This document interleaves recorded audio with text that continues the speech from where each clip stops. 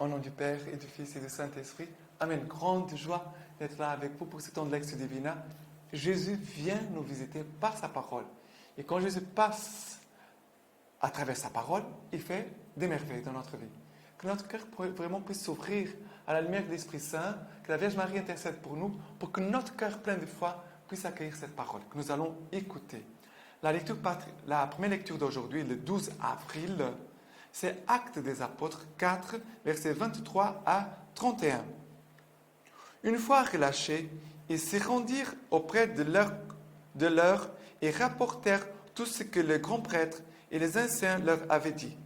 À ces récits, d'un seul élan, ils élevèrent la voix vers Dieu et dirent : Maître, c'est toi qui as fait le ciel, la terre, la mer et tout ce qui s'y trouve. C'est toi qui as dit par l'Esprit Saint et par la bouche de notre Père David, ton serviteur. Pourquoi cette arrogance chez les nations, ces vains projets chez les peuples? Les rois de la terre se sont mis en campagne et les magistrats se sont rassemblés de concert contre le Seigneur et contre son oint. Oui, vraiment, ils sont rassemblés dans cette ville contre ton saint serviteur Jésus, que tu as oint, Hérode et Ponce Pilate, avec les nations païennes et le peuple d'Israël, pour accomplir tout ce que dans ta puissance et ta sagesse, tu avais déterminé par avance.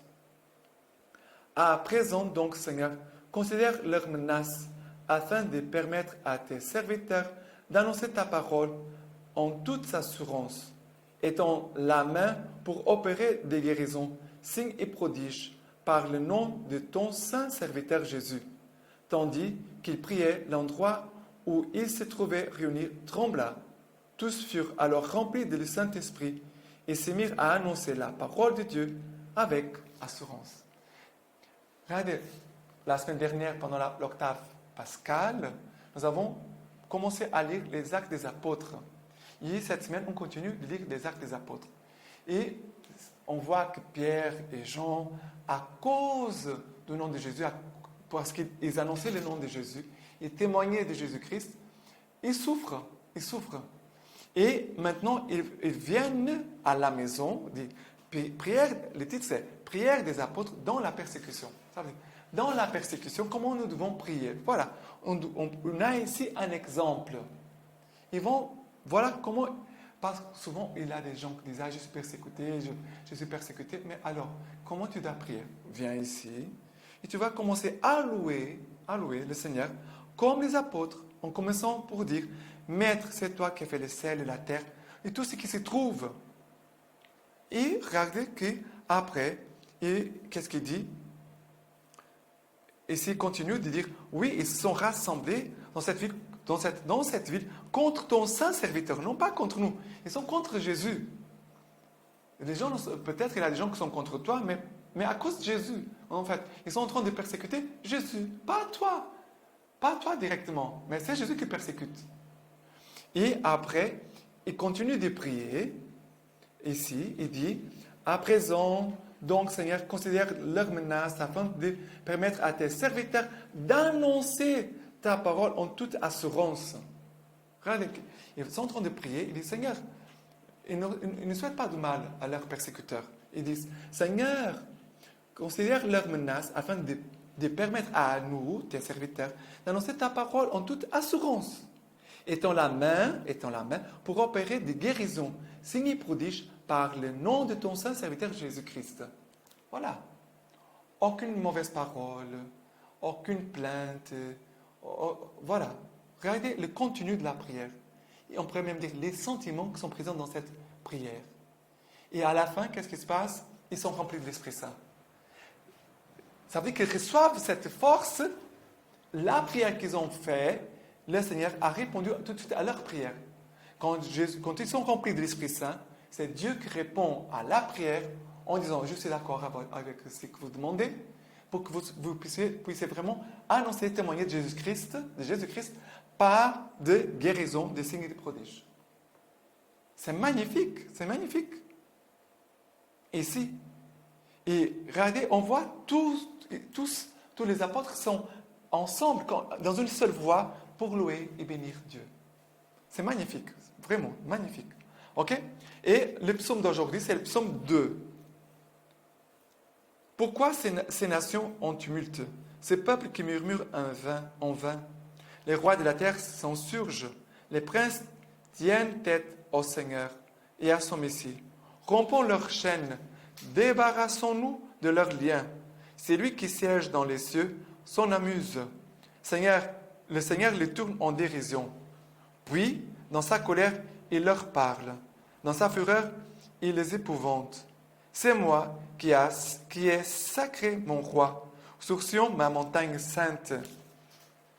Je publierai les décrets du Seigneur. Il m'a dit, tu es mon fils. Et après, tu le briseras avec un sceptre de fer, comme un vase de potier, tu le casseras. Mais regarde, ici nous sommes dans l'Ancien Testament. Le psaume, c'est l'Ancien Testament, qui parle avec un langage un peu dur. Tu le casseras, tu le briseras. Mais est-ce que c'est ça que Dieu... Regarde, ça sont les paroles d'un homme qui a écrit cela dans son époque. Et que c'est une prière, le psaume c'est une prière qui vient jusqu'à nous. Mais nous devons voir comment Dieu fait. Est-ce que Dieu nous traite selon nos fautes? Dieu ne nous traite pas selon nos fautes. Sinon, aucun de nous serait vivant, aucun de nous recevrait le pardon, aucun de nous allait recevoir l'Eucharistie. Si Dieu n'allait nous traiter selon ce que nous méritons, selon nos fautes, aucun de nous pourrait avoir accès à la grâce de Dieu.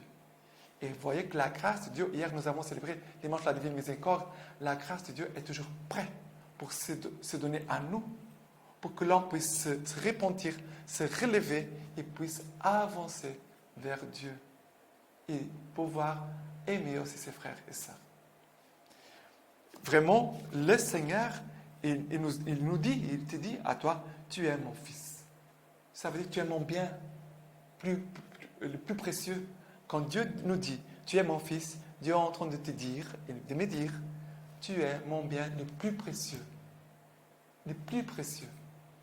OK? Et l'évangile d'aujourd'hui, c'est Jean chapitre 3, versets 1 à 8. Or, il y avait parmi les pharisiens un homme du nom de Nicodème, un notable des Juifs. Il vint de nuit trouver Jésus et lui dit, « Rabbi, nous le savons, tu viens de la part de Dieu comme un maître. Personne ne peut faire les signes que tu fais si Dieu n'est pas avec lui. » Jésus lui répondit, « en vérité, je te l'ai dit, à moins de naître de nouveau, nul ne peut voir le royaume de Dieu. » Nicodème lui dit, « Comment un homme peut-il naître étant vieux? Peut-il une seconde fois entrer dans le sein de sa mère et naître? » Jésus répondit, « en vérité, je te l'ai dit, à moins de naître de l'eau et de l'esprit, nul ne peut entrer dans le royaume de Dieu. Ce qui est né de la chair est chair, ce qui est né de l'esprit est esprit. Ne t'étonne pas si je t'ai dit, il vous faut naître d'en haut. Le vent souffle où il veut, et tu entends sa voix, mais tu ne sais pas d'où il vient, où il va. Ainsi, en est-il de quiconque est né de l'esprit. » Voilà, ici, Jésus va dire à Nicodème, il te faut naître à nouveau. En vérité, je te le dis, à moins de naître de nouveau. Il te faut naître de nouveau. Et pour nous, c'est la même chose. Sans cesse, nous avons besoin de naître à nouveau. Et Jésus a expliqué, ce n'est pas de naître à nouveau dans le sein de ta mère. Tu ne peux pas, c'est impossible. Mais Jésus va dire, tu dois naître de l'eau et de l'esprit. De l'eau et de l'esprit. C'est vrai que Jésus ici, il parle du sacrement du baptême, oui. Mais aussi, regardez, quand nous recevons, soit les sacrements, soit quand nous recevons la parole de Dieu, regardez, la parole de Dieu, elle nous communique l'esprit de Jésus. C'est très important. Quand nous écoutons la parole de Dieu, c'est l'esprit de Jésus qui est en train de nous parler, qui est en train de venir en nous, qui est en train d'entrer en nous, pour nous engendrer à nouveau comme son fils, comme fils de Dieu. Et comment, même si je suis déjà baptisé, je suis déjà fils de Dieu, mais comment je peux naître à nouveau? Cette parole va m'engendrer, ça veut dire va me faire entrer davantage dans la volonté de Dieu, va me faire entrer davantage dans la sainteté de Dieu, va me faire entrer davantage dans un combat contre le péché, de dire non au péché. Tu n'entres pas dans ma vie, je ne veux pas que tu entres. Ça veut dire naître à nouveau par l'eau, par le baptême, par l'Esprit Saint. Et chaque fois que, regardez, quand nous recevons un sacrement, nous recevons l'Esprit Saint, nous prions, nous demandons l'Esprit Saint, il vient à nous. Et quand nous sommes en train de prier avec la parole de Dieu, il vient en nous. Et même d'autres moments, parfois on ne se rend même pas compte que Dieu nous envoie son Esprit Saint pour nous aider, pour nous soutenir. Et ici, regardez, il dit, ce qui est né de la chair est chair, ce qui est né de l'esprit est de l'esprit. Et en nous, c'est très important cette parole. Qu'est-ce qu'en moi est seulement de la chair? Parce que même si je suis chair, je suis un homme mortel, pécheur, mais je dois naître, je dois vivre de l'esprit. Je dois vivre de l'esprit. Non pas de moi-même, non pas de ma chair, non pas de mes tendances, mes péchés, mes tentations. Non, je dois vivre de l'esprit. C'est cela que Jésus est en train de nous dire. Tu dois vivre de l'esprit. Tu dois te laisser conduire par l'esprit. Tu dois communiquer même l'esprit. Mais à chaque jour, l'Esprit Saint vient sur nous.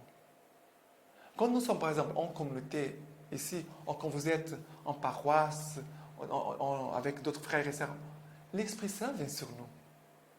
Il vient sur nous parce que Jésus a dit, quand vous serez réunis en mon nom, je serai là au milieu de nous. Si Jésus est là au milieu de nous, qu'est-ce qu'il fait? Il souffle sur nous son esprit, il nous donne son esprit. D'accord? C'est très important. Et la lecture patristique d'aujourd'hui, la Pâque, commencement de la vie éternelle. Homélie pascale.